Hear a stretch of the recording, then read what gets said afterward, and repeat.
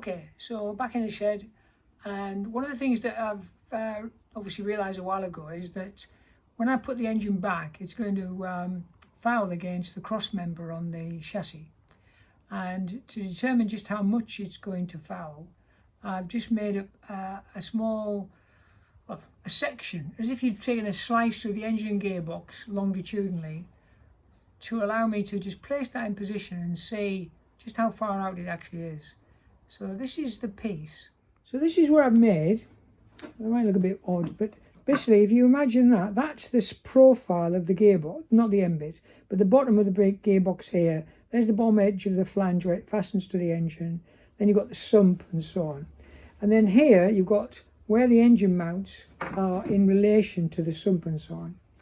And what I can do, I can put that in a position on the engine, in the proposed position, and you can see straight away that actually, that's the proposed position, it catches here. It's no use. I can raise it up a little bit, and in fact the engine mounts on the car I'm copying, they're actually half an inch or so above the top of the chassis rail. So I've made some brackets which is similar. They want painting obviously, and these would go in here like this, and the engine would sit on top of them. So that's what they'd look like. Now then, if I put all of those in, that will give us an idea of how far adrift this is, because it's obviously already gone up best part half an inch. So if I put them in, and then we'll have another look. So I put them, these little engine mounts, just temporarily in position. They're not glued on or anything like that. And you can see that the engine, this position of the engine here, it still fouls. And that's including having a little block of wood here on top of it. So I'm going to put another piece on top now, on all of them, and that should raise it up sufficient for it to clear that. What it'll give me is how much I need to take out of here, and you can see I've already marked it, to allow the gearbox to miss without those packers in. It's getting awfully close to where this fixing is for the radius arms, so I'm a bit nervous about that, and I might just have to lift the engine ever so slightly. Clearly, if it goes forward, it's not a problem. As soon as you move that forward, you're out of the danger zone. And it might need to go a little bit forward just to make life a bit easier, but we'll see. So I'll put some packers in all of them. We'll see what that does. So with two pieces packing on both sides, which gives us probably about 3/4 of an inch on each side, that's kind of giving us a good half an inch of clearance here. I don't want to have quite that much packing, so I'd like to drop it a little bit. So what I'm going to do, I'm going to tape those brackets on so that they're in the right place. I'm not going to weld them yet. And then I'm going to see what the minimum packing can be to allow me to clear this. And just what would happen if I actually cut this slightly and took out, half an inch of that depth. What that would do for me. So we'll see how that goes. So I've taped these on so they're not wobbling around, and I've got a spacer on each end on all four corners. The ones at the front are slightly smaller anyway, so that's something to be considered. But at that, there's it's ever so slightly touching here. It doesn't take much to lift it up out of the way, if you can see. A tiny bit. So I'm thinking if I reduce that by 3/8 of an inch, I've probably got enough space with a packer that's that thick there. But bear in mind there'll be a rubber to go on there as well under the engine. So my next plan is to cut that, which I'm very nervous about. I didn't need to be nervous because when I looked at an old photograph I had, I saw that the original Ruby chassis had that cutout already on it. Now, in order to know how, what shape to cut it, I've got here a gearbox casing. This gearbox casing has a massive crack in it, so it's no use to anybody, but quite handy to me. What I've done is I've made a little template there for the back of the gearbox. What does it look like?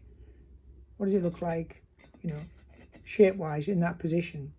And that's where that part of the gearbox is going to be in that position. So this is the kind of shape I need to cut out. Based on that, I've marked it on there, and I'm going to have a go at cutting it, and then I'll have to weld in a new top section, a curved top section of 3mm steel to replace the strength in that top rib. The other thing I'm going to do, I've got some steel to make another one of these, another cross member thing, not cross member, longitudinal member, which is going to run parallel to that one, but on the other side of the transmission tunnel, and then the tunnel can sit on top of that, and it's got something to sit on, and the floor can as well.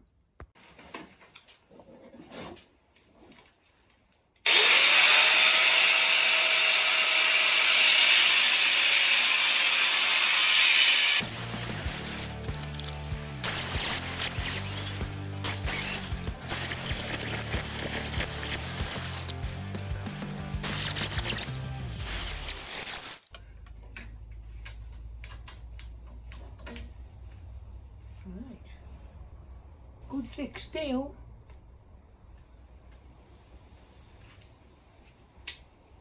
Thing, see what it goes like. One there, one there, one there, one there.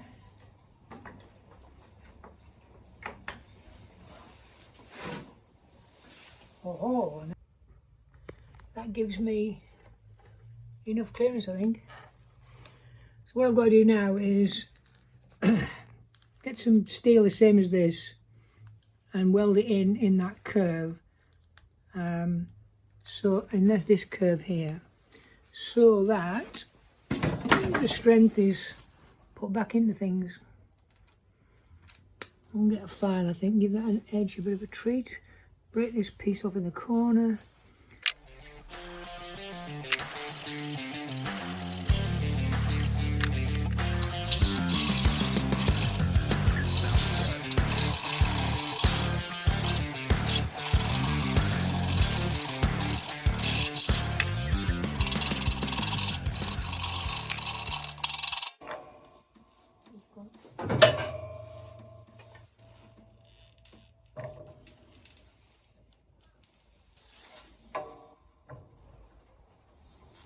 There's quite a bit of leeway there as well, which is good. So having proved that cutting that piece of metal out was the right thing to do, and I've got plenty of space, I then ran out of gas. So no welding at this point. So I moved on to making the next body panels, which follows. So carrying on with the bodywork, I've marked out, after much many wrong attempts, I've marked out what I think the floor should look like. This floor is a little bit complicated because it's got a slope in it, which most Austin 7s don't bother. So it sits down and slopes down between the chassis rails to give yourself a bit more foot room, and also that's what this car I'm copying is like, so I want to keep it as similar as possible. So I've marked it out on here. I'm going to do the same routine again as, and then cut it out, offer it up to the car, see how we go. So I'll do this in fast speed sort of thing.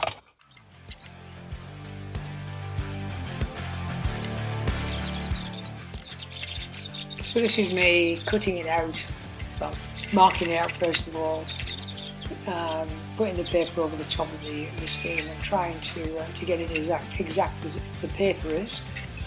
And then once it's marked out, you've then got to ideally put some black marks on there so you can scribe on those marks to get yourself a good line.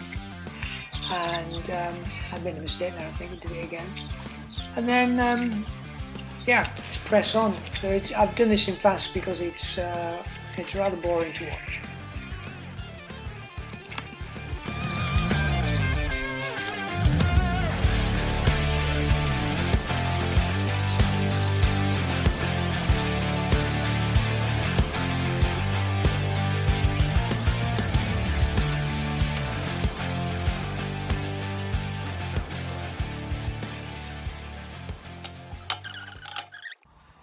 Right, so last time we were speaking, which should be a second ago on this video, I was cutting out the floor pan shape, and I had it all cut out, and I realised there's no way on earth I could bend that shape on a straightforward brake.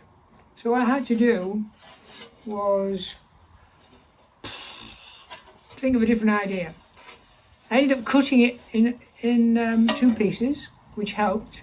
I mean, one piece was easy to bend, it was just one bend, but I still had this sort of Z bend on this side, so I cut it here, and I had a Z bend to do here. And I ended up using my trusty RSJ here, and literally folding it down on there, various ways, and bashing it with a hammer, and it's put a lot of dents in it, and I don't think they'll come out, but it is only the floor, so I'm not too worried. And you can tell that I haven't been doing any aluminium welding for a while. So you have a look at that lot. Not the best, is it? It's only chacked. There's a couple of little runs I've put on there, but and it will obviously grind off, as you know. So it'll need to be grind off, but it fits and it goes on the car. And I've got a little tiny bit to clip out of here, which fouls on the chassis extension. But basically, that's it. Now when I do the second one, I've ordered a bead roller. I was going to hope to get a tipping die for the bead roller and see if I couldn't do this on a tipping die on a bead roller. Bead roller hasn't turned up, so I can't do that yet. But I will cut the second sheet out and get it ready. I've also got a bend to make on the end here, where that black line is there. And that's going to set, that'll attach this to the bodywork and the sill. But before I bend that, I want to be sure it's in the right position. This piece on this side, on the other end, sits on the cross member. Well, actually sits slightly above the cross member. And I'll just go and show you now it sits on the chassis. So this is it in place on the floor of the chassis. I've moved the front section out of the way because what I realised was the other day, I've made this too deep. This area here is too deep. It needs cutting back by about 80mm. So this piece will come off, I'll reduce it. And then that obviously will sit over the top of this area, this end here. It won't sit on there now, but if I just lift it in place, you'll see what I mean.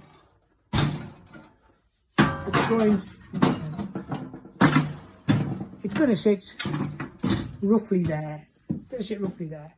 But the this needs modifying here, and it needs pushing back 80mm. And as you can see, the line, oh, hang on, keep that there. The line of the bodywork is about right there, or where the bodywork's going to come. So that bend looks about right, that black line. So that'll be the line of the body. So that's taken me a couple of hours to do. So I've cut out the second panel. There it is. I've got the marks on here for where it's going to be bent. So yeah, there is a bend on one end. I can't remember which end it is. This end. This needs a 50mm line marking on it, which is not a big deal. Again, I'm not sure where exactly that goes, but 50mm roughly. So what I'm going to do, I'm going to get the bottom panel off the piece I've already made, the bulkhead, and alter it, take the 80mm out that I've talked about, so that the two pieces I've already made, or the piece I've already made, will fit in with the floor part I'd already made of the bulkhead. So that's next. Okay, so here it is. This is the piece that I made previously, which fits the floor pan, but I realised after I look back at the pictures, that it's actually about 80mm too big here. And that 80mm is a bit arbitrary, but it's going to be what I'm going to work to. So put my specs on, see where I can mark this. I'll mark it from the scribe line I did last time.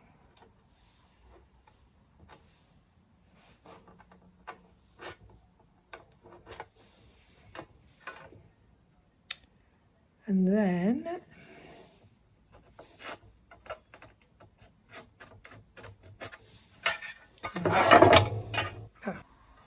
right, so 80mm.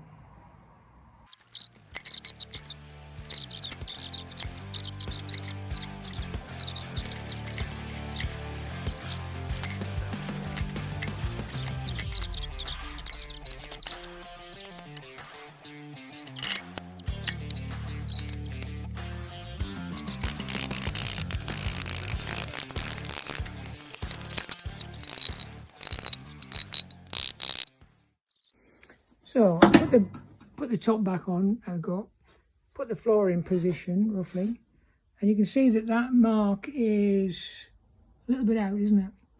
And guessing where that's going to go is going to be quite interesting.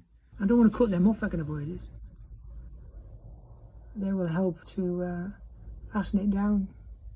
So that side's more or less bedded in over there. This side can't because this is in the way. So I'll take this out now, I think. So I was able to put the three of the clecos in. One of them's obviously the fixing position's gone. So now I've got that there. That's going to be back a little bit because that needs to line where I marked it there. Hold this and actually film it there. Yeah, that'll do. And that was the position there, and it's now going back. So if I mark that now, not while I'm holding the phone, that'll give me a pretty good idea where it should go. So this is it roughly in position. Clearly, oh, hang on, that's it roughly in position. It needs a bit of tweaking, doesn't it? It's not quite right. And there's an awful lot of overlap of metal in the corner there, which I need to sort out. However, the alignment is about right for the bodywork, and it's not a million miles away. Got to do a little trim down here, trim that, and then, oh, my bead roller has just turned up. So when I do that one on that side, I'm going to try and do it with a bead roller, which will be fun. Well, after quite a lot of fiddling on, I've got that second panel made. I wasn't able to use my new bead roller because it's not powered. It's almost impossible to roll it through and keep it straight whilst you know, winding the handle. So I need to get a motor for it. Anyway, I ended up doing the same thing, cut it, welded it, stuck it together. So the floor's, yeah, it's not in, it's made sort of, all one's fastening together, which will be one of the next steps. But I'm going to make next the piece that sits along here, goes there. Can't do that, can I? Goes there. And link that back to that front bulkhead. There's also clearly got to be some work done down the bottom there, down here, for the gearbox to sit. You can see I've cut away the where I've cut away the cross member. That needs to be welded back together, but also some of that tin round there, aluminium, is going to need cutting out for the shape of the gearbox as well. So there's still a fair bit to do. Right, so this is the panel that I just mentioned that sits directly behind the bulkhead at about, I don't know, 300mm away from it, and it's got a flanger on the outside to help support, and that'll be riveted to the scuttle. I'm not 100% sure the dimensions of these legs yet. On the car I'm copying, they're actually bolted to extra pieces fixed to the chassis. And then, in order to get that curve better than the first one I did, I bought some steel. I'm going to, I made a shape of the, that's the shape of half of the top of it. I only need the round bit really. So I'm going to cut that out in a minute. Cut a second plate the same, and sandwich it between it and do a bit of hammer forming to form the flange on that piece I've just showed you. So that's cut the shape in the first panel. It only took 5 minutes. Just wants the edge filing off a little bit. And then bits and pieces. And then I'm going to make another one now. I've got this little piece of metals here. Again, covered in magnets, I think. I don't want it.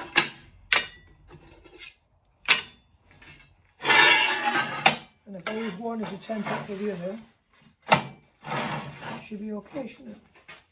I'll get a bit closer. So that's, I could mark it with a Sharpie, but I might as well just clamp it down there and cut it, put a line on it first. And I found that if you've got an old blade, it's got a smaller radius, and obviously you can get around the corners better than with a brand new one. So I've kept all my old bits, using one of them. See how we get on?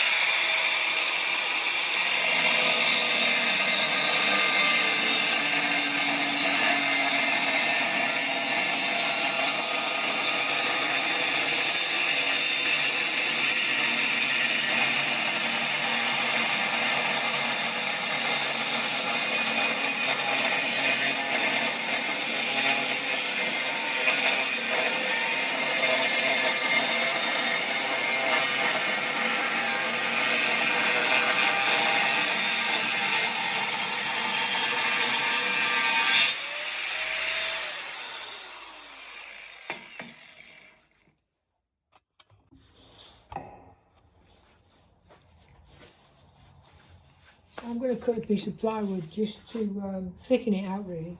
I don't want, it's very, very thin, that metal. And I want to be able to, you know, bend over the whole of the flange.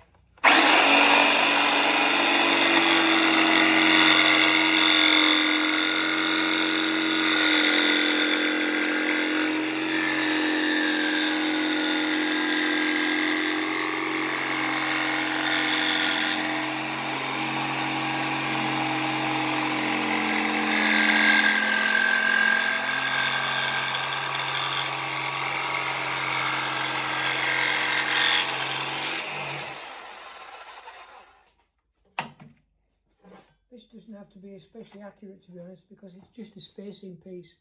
But try and get it as good as you can. A bit.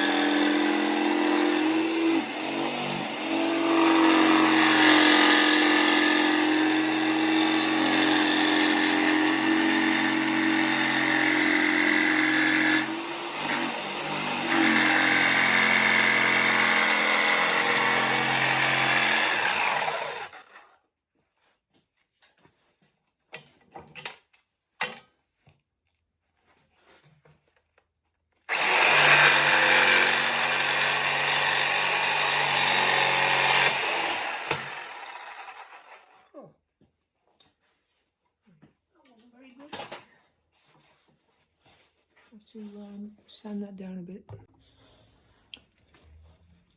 That was actually a lot harder to set up than I thought it was going to be, but I've got it there now, I think. Obviously it's only a small section of the bend, but I'll do as much as I can of it. I don't know what's going to happen when I get to the bits where I'm not bending it. I'll have to stop short, I think. We'll see how we go.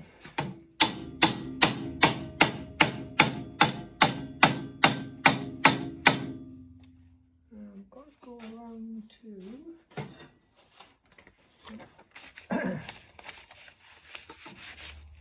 yeah, just past there.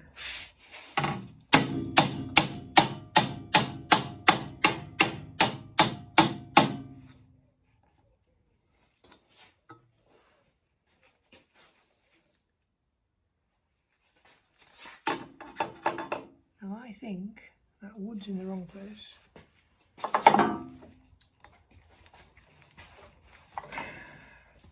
I'm neglecting to think about the wood spacer. Oh no, it's okay. I thought I got it wrong, but I haven't.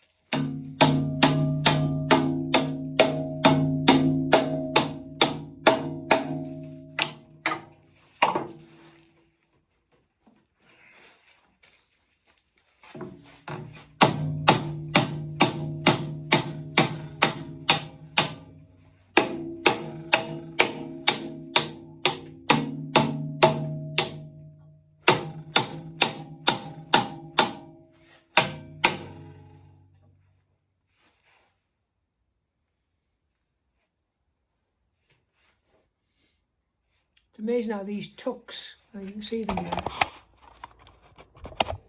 they'll like stick out here. I've never done this before, so we'll see how we go. But I think you've got to knock the tucks down, haven't you?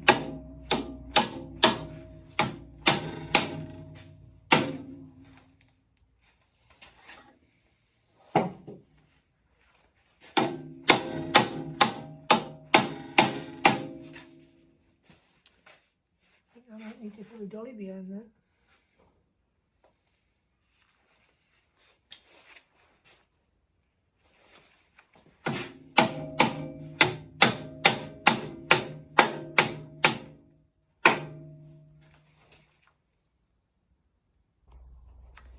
So, I've been at it for a while now, but it's 4 o'clock and it's cold, very cold, so I'm going back in the house to have a cup of tea.